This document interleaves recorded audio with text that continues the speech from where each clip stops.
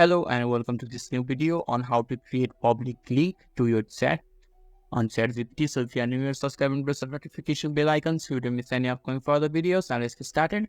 So firstly, you need to open the web browser of your choice. In the top of the web browser, there will be a search bar. Click on the search bar and type ChatGPT, and the search results will be shown to you. You just have to click on the first search result, that is ChatGPT, and their interface will be shown to you. So firstly, you need to generate the chat.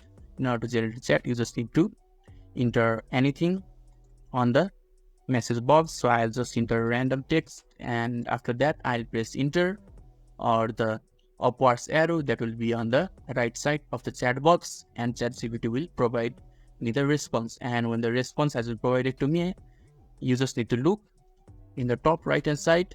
There is an upward arrow icon, and when you hover around it, it says share chat. You just have to click on it, and another box will appear right in front of your screen, and there is a create link button. Just click on the create link button, and they will create a link for that specific chat, and you can just copy the link and you can share it in LinkedIn, Facebook, Reddit or X, or you can just give it to any person that you want.